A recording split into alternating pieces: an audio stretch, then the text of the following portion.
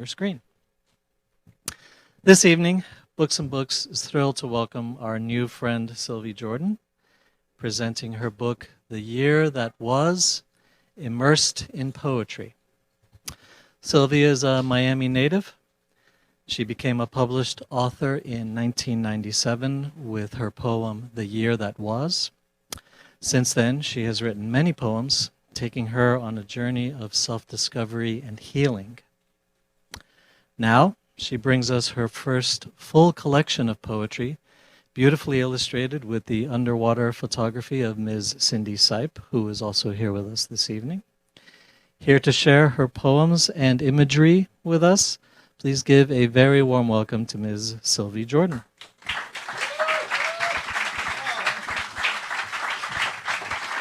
Thank you. Hello, everyone. Thank you for being here tonight. Every story has a beginning, and mine began just a few blocks from this beautiful bookstore. I had the privilege of growing up in Coral Gables, the city beautiful, but during a very interesting, colorful, and life-transforming decade. Welcome the 1970s. Historians have increasingly portrayed the 70s as a pivot of change in world history. Watergate, the end of Vietnam, women's liberation, Earth Day, Roots, Star Wars, love story. It was the me decade, a nation in flux, one moving towards a computer age. But most importantly for me, disco and staying alive. The 70s were also a pivot of change in my life. It was a period of profound internal review that led me on a journey of self-discovery and healing. Fast forward to 1982. I recall Saturday afternoons and walking to Miracle Mile, because I lived 3 blocks from here, and I would venture out to Aragon Avenue, where this bookstore first stood. And I would look inside the window, and I would marvel as the light danced on the beautiful books that were displayed on a wooden table. I didn't go inside, but I did imagine how it would feel to write a book and to share something that I carried with me and have it live in that bookstore. But I put that thought away, and I kept on moving because it was the 80s, and I had places to go, people to meet, and life to be lived. Every experience that I lived through, every person that I met, and every lesson that I learned happened in this neighborhood. To be here tonight sharing my first poetry book where it all began makes me grateful that my journey has come full circle. I'd like to thank Mitchell Kaplan, the entire Books and Books team for the wonderful collaboration and creating this event. And in some small way, I'd like to thank, everyone else that's here tonight, because without you, I could not be here. I wrote these poems many years ago, but it wasn't until I started working on this project that I realized the impact that poetry has had on my life. It wasn't until I started collaborating with my friend Cindy Sipe, who is here with me today, exhibiting a waterscape video of her beautiful underwater photography. Cindy, I'd like to take a moment to thank Cindy Sipe, because this book would not be possible without you. So thank you for believing in my poetry, in my project, for wanting to illustrate my poetry with your beautiful underwater photography. But most of all, for convincing me to jump in the pool. It was the best decision I made, and you guys will see that it was awesome. Thank you, Cindy. So, thank you. 700 images later, and here we are today. I was going through all these images, and I was trying to decide and figure out which one was the right one for each poem. And it was difficult because we had 700 images, and I have 21 poems in this book. And it took a long time. I had been working on this project with Cindy for about 1.5 years. But as I started to identify the images that went with each poem, and I actually started to see the story unfold, I knew that I had literally been on a journey of self-discovery and healing my whole life. And at that point, when I put the poetry together with the underwater photography, it was very powerful. We all go through good times in life, and we all go through bad times. And when we're going through good times, we normally don't stop to write about them because we're having fun, as we should. But I think we should write about them, and I plan to do that in my next book, which will be much more uplifting. However, when we do go through difficult times, what I did learn is that it is a blessing and a gift to be able to self-express while you're going through it. All the time, my poetry was a constant companion for me. And it just made me, take everything that I went through and understand it more clearly. I I think that a lot of us go through things in life, we all do, but we hold it inside and we don't release. What this did for me was that it opened up many things. My poetry really has been a constant companion and it has led me through many phases of life. These poems are not necessarily a man-woman relationship. I don't want everyone to think, oh my God, she had so many love disasters. No. No, these poems are for everyone. I dedicated this book to all the loves of my life who walked with me for a season, a reason, or a lifetime. And in this room, most of you have been with me so long, and others few, but you have all impacted my life. So really, you are all the loves of my life. Tonight, I'm going to read 7 poems. I will read each poem, and then I will share the experience. I invite all of you to come along and explore with me to see if anything you hear or feel resonates with any part or time in your life. I will start with Living in Exile.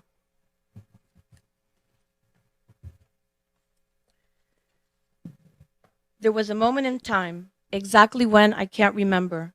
It could have been important, for in that moment I changed.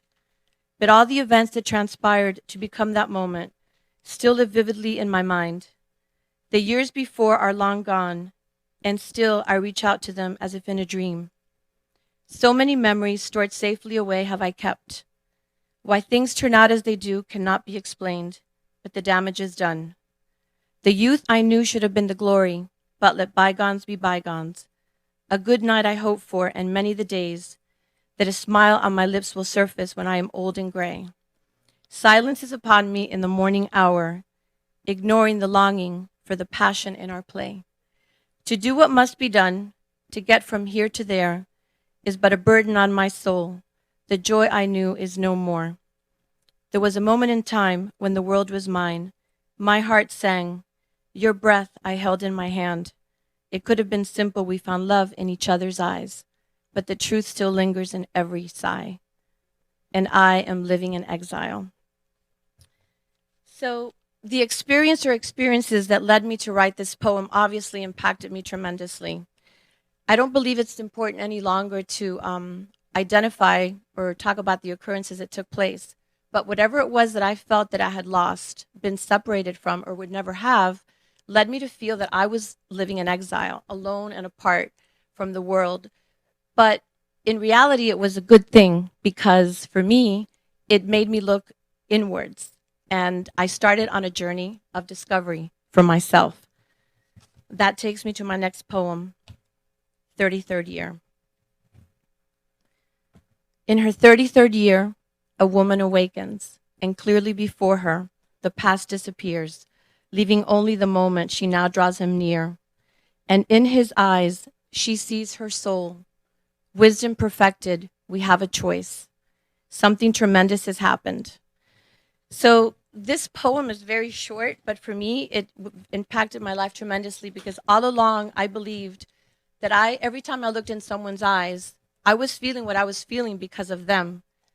But I also think that this feeling doesn't just happen when you look into a partner's eyes. It happens when you look at a mentor, a friend, somebody that you look up to who inspires you. But all along, what I learned was that inside of us, we already have this inspiration and this attraction for whatever it is that we're feeling when someone else looks at us or shares something with us. In other words, that emotion, that passion, that love, whether positive or negative, already dwells within us.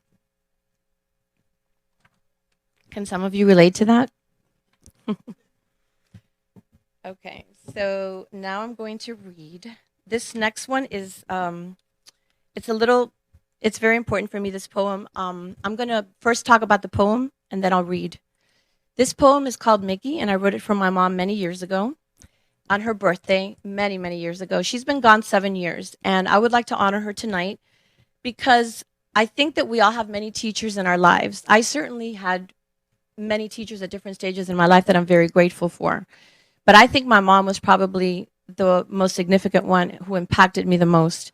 She taught me many things, beautiful things, commitment, devotion, authenticity, love, and French cooking, and many, many wonderful things. So this tonight, I'd like to honor my mom, Mickey, and I'd like to read this poem that I wrote for her many years ago.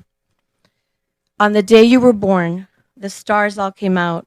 To greet you especially, there was never a doubt that the path had been chosen by the gods in the skies, that the road that would follow would take you by surprise. On the day you were born, the angels dealt the cards, and by mistake, your hand was not kind. But from the beginning, they could see in your eyes a special power and unforgettable drive. It took time and patience and great determination, and with each passing moment, you came closer without warning. Until it happened, you never knew the great potential of love within you. I think I also wrote this poem not just for my mom, but for myself. And I think that a lot of us, when we finally get to a place in our lives where we can, move from a place of love and let go of many things in the past, we're much happier. And so this poem was dedicated to my mom, and I am so happy to read it for her tonight, though she's not here. But because we are constantly being tested, all of us, this next poem that I'm going to read taught me how far I had come. It is called Who Made the Rules? Who made the rules so long ago? I'm not good at this microphone thing. Who made the rules so long ago that from the start our love was doomed? Who decided you could not love someone different than you? Why does it matter where we come from when all that's important is how strong we love? Who made the rules? Where are they now when my eyes cry for me, for you, for us? Do they know? The rule here was religion, and I could not fathom or understand why two people who loved each other had to part because of a rule that had been created long ago. Wasn't there just one God? Did it really matter how we worshiped him or not? It did. But doesn't love conquer all? I don't think so. I used to think so, but I don't think it does anymore because this happened. But guess what? Even though my heart was broken, not for long, because everything that I had learned and all the love that I had felt inside helped me to move forward. The next poem that I'm going to read, I think that a lot of us will identify with the words of this poem. It's called The Road. And it made me realize many things about why my life had been the way that it had been. The road we must choose, the person we must marry, the decisions in our lives, so much hurry.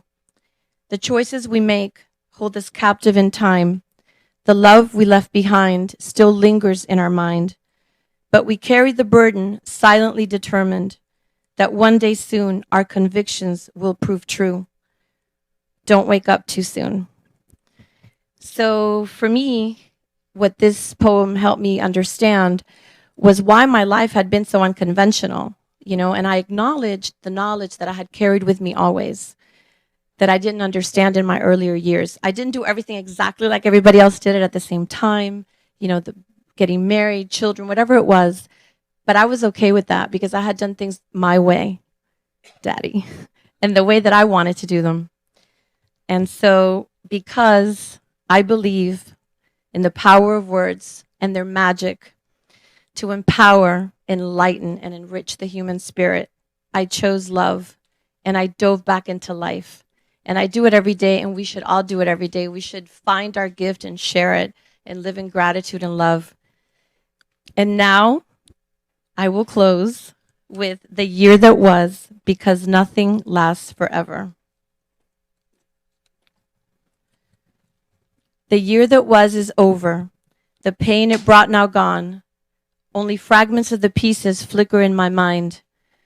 The year that was came strongly to open up my eyes, never once hiding the agony behind. The purpose of its being, the silence of its home, the love it brought so deeply into my soul. The year that was is over, the calm after the storm.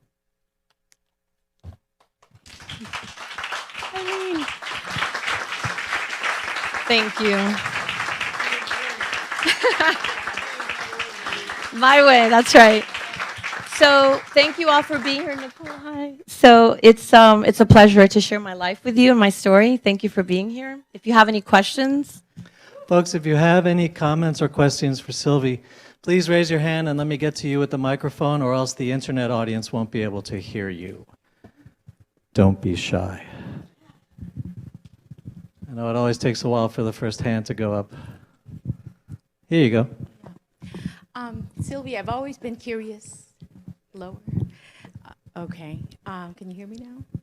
Sylvie, yes. I was always curious to know, where this inspiration came from, whether it came from inside of you or outside of you, or, where do you get the inspiration to write these, passionate and intense poems? that's a great question. I believe that all of us have everything that we share and who we are inside of us. So for me, like I said earlier, I had a period of time where I was, very much inwardly into myself, into my life, and I started to draw and write, these poems. And these were things that I was feeling. I mean, they come from inside of me, and there's really no true explanation except that I follow my passion and my feelings and my thoughts, and I write them down and then I share them. So from inside. From inside. I think everything for all of us comes from inside. Yeah. Great. Who else has a question or a comment? Okay, please speak. How many years did these poems span?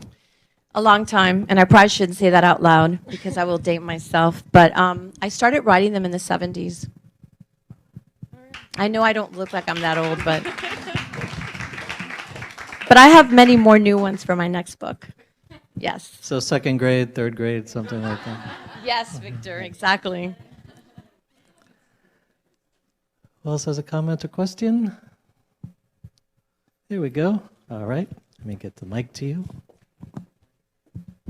So you keep threatening us with this new book of poetry. Yes. When can we hear something fresh and from the new book? Well, I think that in the beginning of 2017, if Cindy Sipe is willing to give me another photo session under the water with Is that a different kind of dress. Cindy? Is that, yes, we can do that? We can put Yes. contract? We This can one do a is going to contract? be much more uplifting. Yes. 2017. Here you go. Awesome. Let me get- No, it's for the internet. They won't hear you on the internet without the microphone.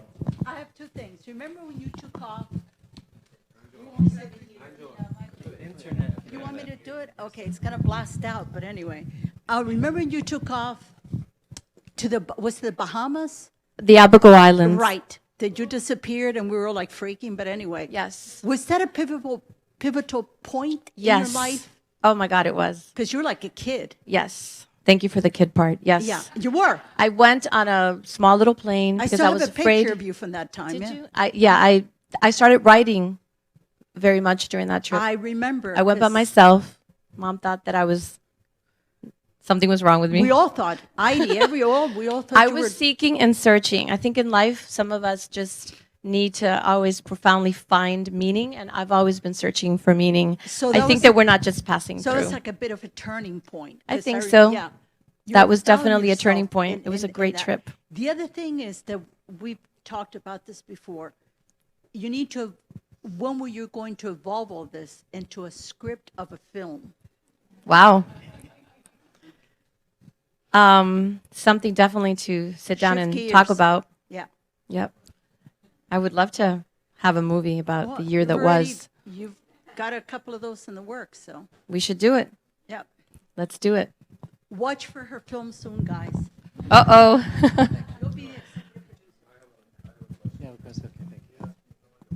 Who's that in the back of the room? I'm not sure you're aware, but you actually have a very large following in Scotland, and I just wondered, do you have any plans to do a book launch in Scotland? Whoa. Well, actually, I do. And I plan to do that very soon, probably in the next 6 months. But I need somebody to take me to Scotland.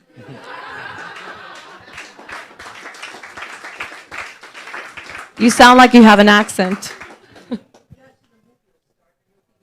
Okay, who's next? Maybe Oliver, my son, wants to ask me a question. All right. Very good. Hello, everybody. So would you say that you gave me the gift of being able to write? Because as you know, I write great music. So like, is that? No, I'm just kidding. I do it though. But would you think that is that something that you inherit? Maybe like, is that in the family? Like, will my kids be great writers like you? Thank you, awesome? son. I think that because of the way that we spoke and everything we, as you were growing up, I think that it influenced you. I think that we all come to this world and it's innate, but that our environment has a lot to do with it. I think it's a little bit of both. So yes, I do think that you inherited my gift and my good looks. No, I mean, did you all like the poems? I mean, I know they're like, do you relate with them? Can you relate to some of them? Yeah. I'm so glad. Okay. Hi, Sylvie. Hi, Sheena. Thank you for being here. sharing. It was so wonderful. You're welcome. Can you please discuss a little bit your process for writing? I mean, she spoke a little bit about your travels and, you went through all of these experiences. Mm-hmm. But what is your actual process of sitting down and creating these pieces? I have to tell you something. I really don't sit down. It just kind of hits me. And like, I have a little black book that I carry in my purse. And when I have a thought, I write it down or I put it on my iPhone. And all of a sudden, like, I'll be at a place and I'll feel it and I have to write a word down and then I'll go back to it and I'll start to write it. I don't start just to sit down and write it. I get inspired by something which is already living within me, as I said, and then I have to like express it and write it. And it just flows. It just flows. But maybe I should start sitting down and writing more. No, because like to her point, maybe you just need to like find a space where you can sit down and do that. All right. Who else has a comment or a question? You, ma'am? Okay. 1 second. My friends. Hola, Sylvie. Hola, Hortensia. So this book primarily has writings from past decades. Mm-hmm. Nothing on from the last, 10 years. No. So your next book, which is more uplifting, Yes. I assume also has, yes, in a very positive way, having gone through a significant health moment in your life, like most of us have gone through, that created a breakthrough where you felt like writing. I think that whenever we go through anything scary in life, I think that it makes us realize how fragile life is and makes us grateful for what we have. But yeah, I think that was very impactful as well. Yeah. Okay. Over here. Just let me get you the mic. Thank you. So Sylvie, as many great authors, yes, have favorite, like they draw inspiration from other authors. Yes. So I'm curious, so do you have any poets that you find inspiring? I do. Okay. I love Keats and Longfellow and Emily Dickinson, Robert Frost. Yeah. Many, so many. Pablo Neruda is amazing. Yeah, exactly. Perfect. It's always one of those impossible questions because you read so much poetry that it's like, You want them all. let me give you 24 names of people that inspired me. It's one of the toughest questions there is. All right, who else has a question or comment? Still time? All right, well, if we have no more questions in the house, then a reminder for our internet audience watching at home that there's still plenty of time for you to call the number on your screen and we could ship a copy of The Year That Was to wherever you are in the U.S. free of charge. For those of you here with us tonight, we have the book for sale at the counter. Sylvie is going to be signing and having her reception over on the west side of the store. So I want to thank Sylvie's collaborator and photographer Cindy Sipe for being with us here tonight. Yes. And this was such a lovely reading. Please give another hand to Sylvie Jordan. Thank you. Okay. That was easy. That was easy. All right.